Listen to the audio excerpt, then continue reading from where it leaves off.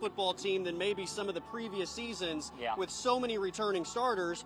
That said, I'm just very curious to see what the approach is going to be against this South Dakota State team. But I think in Mike Gundy's comments, he also understands what type of challenge this is. And not that you take any opponent lightly, but this is an opponent that absolutely warrants your respect out of the gate. The best thing that happened to Oklahoma State going into this game is South Alabama last That's year. right. Right? That's right. Overlooking South Alabama last year, getting beat really handily here at home was embarrassing, and I don't think there's going to be any overlooking for Mike Gundy's team. And you mentioned some of those known quantities. There's not really a feeling out period with this team, right? These guys have been playing together for a couple of years now. That's right. Almost every starter back on both sides. The most returning production of any team in the country. So I feel like that we mentioned feeling out. We mentioned being maybe a little conservative. He may still be a little vanilla, like you mentioned with the play calling, but there's not going to be this, all right, let's see what we got out of this guy. Let's see what this group looks like. We already know what most of these guys look like on the field together. So I think that's a big bonus too. But again, the biggest thing for me is that losing to South Alabama last year told this team you can't overlook anybody. And then the fact that you're playing a team that won the national championship last year and the year before, there shouldn't be any overlooking from this team. Yeah, and look, the start of this game will certainly dictate, I think, how vanilla this game ultimately becomes, right? You're able to punch a couple in early, get a lead. You're probably able to maybe run things a little bit more vanilla. If this is a really competitive game for a while, then you might be forced to dig a little deeper into the playbook than you would like. Yeah. All that said, I mean, you know what the quarterback situation is this year as opposed to last year where you're rotating guys and there was really no ownership over the offense by the leader of the offense being the quarterback. Right. Alan Bowman going into his 7th year, the doctor, as I like to call him, Dr. Bowman at the helm. You know, he has complete leadership of this group at this point. Ollie Gordon, you know, to a degree, he was invisible going into conference play and caught many people by surprise. All that said, he's not going to catch anyone by surprise coming into this season, and I would imagine most defenses are going to focus on stopping Ollie Gordon, the Doak Walker Award winner, first and foremost. So I think that opens a giant opportunity for Alan Bowman and the talented pass catchers for the Cowboys to have some big moments early in this season, including today. Yeah, I think as you grab our credentials, make sure they don't fly off up here on the roof. That would be bad. 20 carries, I think, is what Mike Gundy said is the target for each game for Ollie Gordon. And I think there were 8-0 in the games that Ollie Gordon got 20 or more carries. So I was like, that makes sense. Yeah. Why not feed that guy the ball? I'd be curious to see how much they feed him today. Again, to your point, if it's something that this game's close throughout, he's probably going to get to that mark. If it's something that they get on him early and South Dakota State's playing from behind, maybe you're able to get some more run from different guys and rest all these legs because you're going to need to run them all season long. So that'll be interesting to see. The receiving core's going to be good, and the nice thing to talk about, you got Brendan Presley coming back. Rashad Owens really stepped up and had a nice campaign last year. You bring back Deshaun Stribling, who I think people are excited to see because he looked great early in the season last year before going down with injury. Talon Shetron from the Edmond area. Glad to see he's back healthy, see what he looks like too. So there's a bunch of guys there that I think we mentioned it with OU, the depth of receiver. I think the Cowboys kind of have that as well. There is a very unique balance, I think, happening with Ollie Gordon and the way that you have to approach this season because you have to manage his workload, number one, right? You don't want to overdo it too early and you don't want him to wear down. I think you have to develop some players behind him because right now the running backs behind Ollie Gordon are somewhat of an unknown, but you also have a guy that's a Heisman Trophy candidate, right? And it is, I'm not saying that you run him into the ground in order to win him a Heisman, but being in the Heisman race is good publicity for a university. So you have to do your part to get him the opportunities to stay in that race on a week-to-week basis. So there's several things at play, I think, in terms of the usage of Ollie Gordon in a game like this and when you pull the reins back and when you let others have the opportunity. But you definitely want him to have his highlight moments in a game like this. You know, as far as the receivers go, Rashad Owens was incredible last season. We knew going into the year that Brendan Presley was going to be one of the best receivers in the conference. He was. He's going to end up, you know, toward the top of all the receiving records by the time he's done. But when Deshaun Stribling went down, we didn't really know who was going to step into that role. I thought Rashad Owens was as important to their success last season as maybe anybody on the offense. Yeah, no doubt. Leon Johnson played a big part in that as well, the transfer, and he's obviously not here anymore. So, but Rashad Owens, I think the only person that probably expected him to have any success was Rashad Owens, right? Like, the guy's just got a ton of self-confidence and very humble, obviously, but when we've talked to him in the past, he said, like, man, I was just kind of waiting for that opportunity, and when I got it, I ran with it.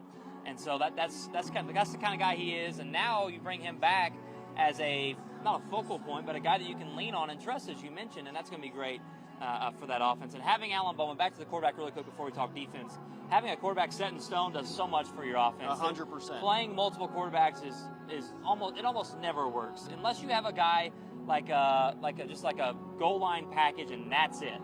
Trying to rotate 3 guys in and play them in the offense is so hard to do.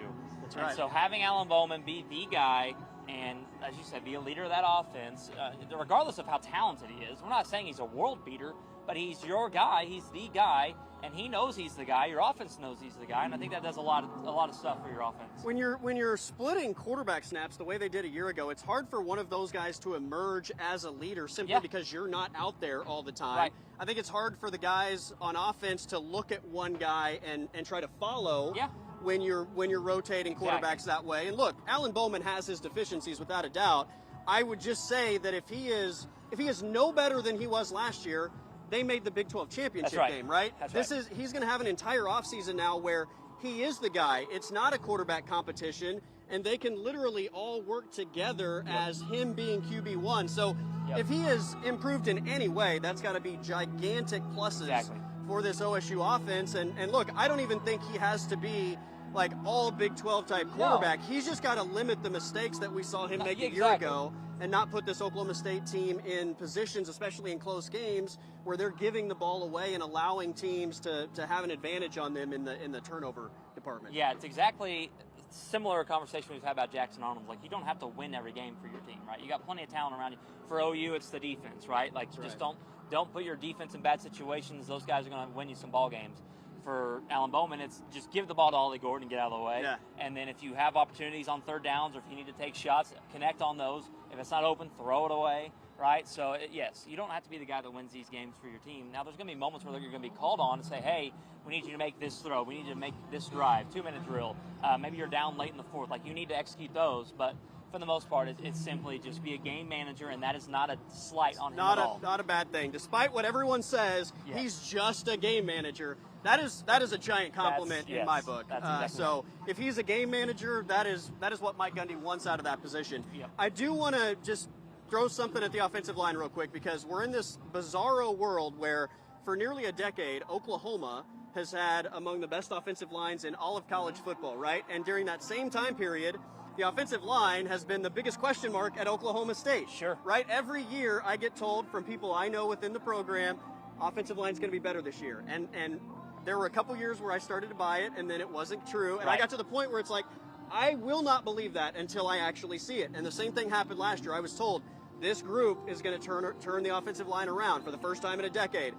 I'll believe it when I see it. Well, we finally saw it last year. Now, it didn't start out of the gate. No. But they came into their own as the season went on. All 5 starters return, and that is supposed to be one of the strengths of this football team is the 5 guys up front and some of the depth that they have on the offensive line. Yeah, and you're blocking, again, for one of the best tailbacks in the country, too. So that helps, and when your run game struggles, generally the first thought is, well, the O-line must not be very good. And that's been the case for the most part.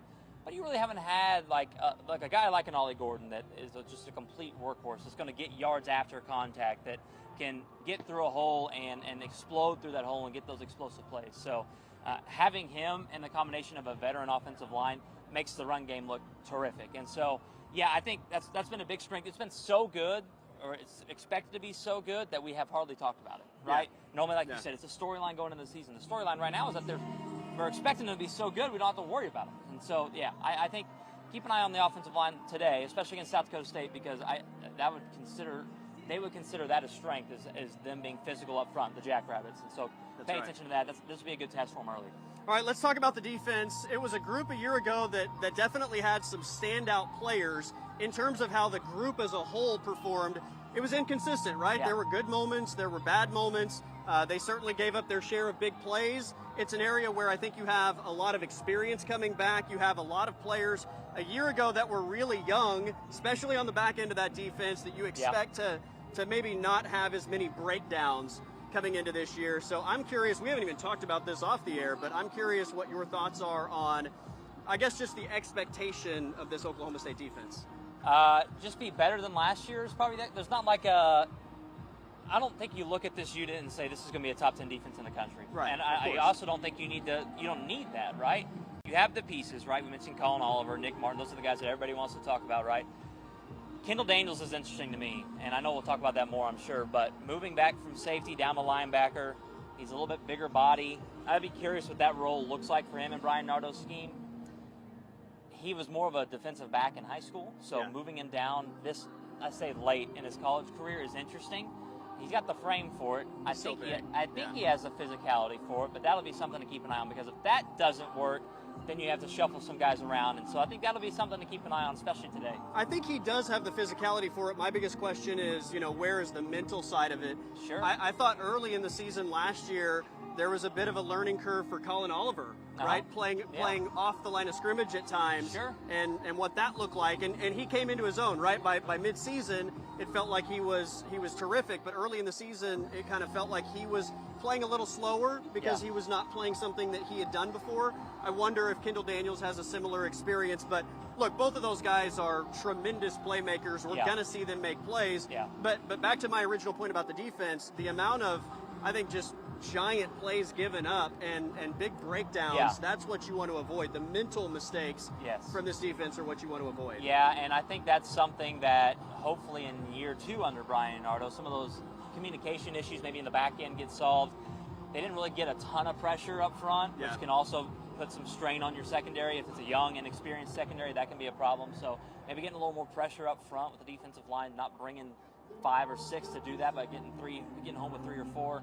Talked about it last time with the OU live stream, getting pressure in the interior. Like all those things can help a young, inexperienced secondary. They are more mature now, obviously. That's right. But that's all big. So I'd be curious, too, how Brian Nardo's defense looks different maybe in year 2, right? We talk about maybe the expectations being elevated and wanting to be better, but how much has his scheme been tweaked? They mentioned, Mike Gundy mentioned all through the offseason going both odd and even front, so 3 down and 4 down. I think that'll be good, as opposed to just being strictly odd or a 3-man front. They mixed it up a lot last year, and a lot of that was because you're implementing this new defense, but you have players that are comfortable with the even man front. Yeah. So I think they were kind of forced into that. Yeah. You would imagine in year 2 of Brian Nardo that you can maybe pick your spots a little bit better in terms of when you want to utilize even and odd fronts. One guy too I'm interested to see, just from a local perspective, but also because he was really talented, Justin Wright. Old man, he's been around in college football for a long time. Got hurt early last season, transferred from Tulsa. I don't know if he's going to be a guy that plays 70, 80 snaps, but he's an old veteran dude that can give you a lot of production, and he's a spark plug, tons of energy.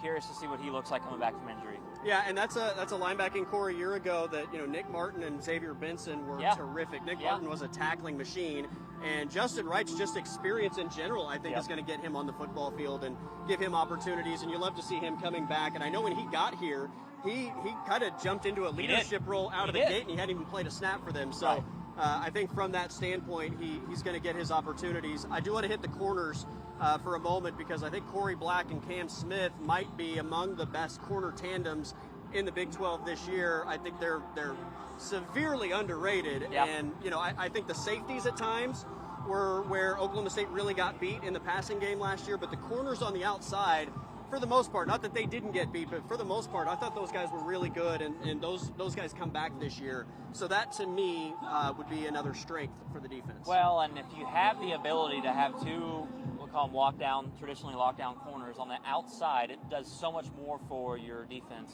Frees you up to blitz more, play more man if you wanted to. Yeah. And so if you don't feel confident about getting home with 3 or 4, you feel confident with the outside guys containing or guarding their man, and now you can blitz more and feel more comfortable doing that. So I agree. Corners are often, for us, not talked about because, in our perspective, we're not shooting them, right? We're not filming them because they're not getting the ball thrown in their direction. That's the biggest compliment we can give to a secondary is, well, I didn't see much of Corey Black today. Probably means he was guarding this guy pretty well. So I think having some experience and some confidence in those guys on the outside can do a lot for a defense. All right, let's talk about the game and maybe give score predictions. I don't even know if you've thought about a score. I do think it's interesting where the line has been leading up to this game. I mean, depending where you look, 9, 9.5, 10. South Dakota State, again, 2-time defending FCS champions, 29-game win streak. Mike Gundy mentioned it in the press conference on the line of scrimmage. He feels like they have the type of players that can compete in the Power Four. They have a terrific quarterback. I don't know if this line is giving South Dakota State a lot of credit for what they've done. I don't know if this line is maybe looking at Oklahoma State traditionally being slow starters and how they somewhat limped to the finish line down the stretch of last season. They had really close games down the stretch, and obviously the Big 12 championship against Texas was somewhat one-sided. So, I don't know, I guess, from what perspective the odds makers are looking at that line from, but I feel like, to me, this is an Oklahoma State cover, but I don't think it's something that they dominate and just run away from South Dakota State out of the gate. I think, given the history of Mike Gundy's team starting slow, given the history of them performing poorly against FCS teams, last year we saw it, the first quarter, maybe first quarter and a half will determine how this game goes. If it's something where Oklahoma State comes out firing and is dominating up front, and Ollie Gordon gets loose and they get up 2-3 scores, then obviously you're looking at potentially a blowout. If it's something where the game's close as you're kind of heading towards halftime, I think it's going to be close in the second half too. So I think the line is placed for both factors. You mentioned, is it because of OSU or is it because of respect to South Dakota State? Bit of both. I think it's both. And I also think we've mentioned this before. Vegas has historically not liked Oklahoma State. That's right. I mean, the win total is only 8.5, which seems low for a team that brings back as much as they do, and a Big 12 favorite, one of the Big 12 favorites. So, anyway, I think it all depends on the start, and history tells us Oklahoma State has not been a fast starter, but today I think they do. I think they do. I think it's been talked about all offseason. This game has been talked about. They mentioned it at spring ball. They mentioned it at Big 12 Media Days. They mentioned it during fall camp, and they mentioned it in the preseason press conference. I think they start fast, and so I think they cover. Did you want to throw scores out there yet? Or we can. I did want to just make a point because in terms of the slow starts, the best, obviously 2011 is the best team in Oklahoma State history. They won the Big 12. They beat Stanford in the Fiesta Bowl. Brandon Whedon, Justin Blackman, that group, they were fantastic. The last two times they've been in the Big 12 championship, last year against Texas, and then was it 21? The Baylor. Spencer Sanders team that lost by inches to Baylor. Both of those teams were, I don't want to call them terrible, but they're close to terrible in the non-conference portion of the season, right? Last year's team lost to South Alabama. That team with Spencer Sanders in 2021, I believe it was. I remember after the Boise game, I think they were 3-0 at that point, if I remember correctly, but after the Boise game, I think fans were ready to fire everyone, right? It did not look pretty. They were struggling. Is that the year they almost lost to Missouri State? Yes. I think it was. Yeah, it was. It was not pretty on the football field in those first three games, and then they turned a corner midway through the season and won big down the stretch and nearly beat Baylor for a Big 12 championship. So the two best seasons they've had in the last 10 years, playing for conference championships, most fans would have told you after the non-conference portion of those seasons, this team has no chance, they're cooked, and they're terrible. Right, I would agree with that. And so I think this is a game you can't afford, and honestly, a non-conference slate in general, you can't afford to start slow. South Dakota State's good, Arkansas is not going to be easy, and then Tulsa is probably your easiest non-conference game, and they appear to be capable. So and it's on the road, Right. So you can't start. What we're saying is you can't start slow, especially not today. That's right. All right, what do you got? All right, give me Oklahoma State 45, and I will take South Dakota State 24. Okay, so that's a cover. I think let's roll with 9.5 being the line. I think it's the last one. I think ESPN maybe had one at 13. Okay. But I'll go with the 9.5 line. I think it's going to be closer than that. I think I like the 24 number, 34-24. I think Oklahoma State wins. Because I think they start slow is what's going to happen. But they have enough talent to push it over the edge at the end. I do think South Dakota State has enough firepower to score some points. And I will say, I don't think that they just control the game entirely from start to finish. I think it's a close game, and I think down the stretch, Oklahoma State really separates, and that's where you get the point differential. I think it is competitive, though, and I think third and fourth quarters, the physicality and Ollie Gordon's ability to wear you down over four quarters, I think they pull away in the second half. But I do expect a very competitive first half, and I expect South Dakota State to give them everything they want early. Looking forward to it, man. I've watched South Dakota State on TV, like in the national championship. I love the brand of football they play. Same with North Dakota State. Those guys they're tough, physical. They're going to run it regardless who you're playing. They're going to run down your throat. They're going to try to establish dominance up front. So it's up to Oklahoma State to kind of match that today. That's right. All right, that's it for us. We're going to wrap up. We're going to go find our pregame meal and get ready for kickoff. At 1 p.m. here in Stillwater, we will have postgame coverage. We will go live, I'm guessing, around 5:30. So if you want to tune back in, 5:30-ish, if you want to tune back in, we're going to try to do one of these after the game and break down everything that we witness here in the next few hours. For TJ Eckert, I'm Colby Daniels. Happy college football game day, everyone, and we'll talk to you later.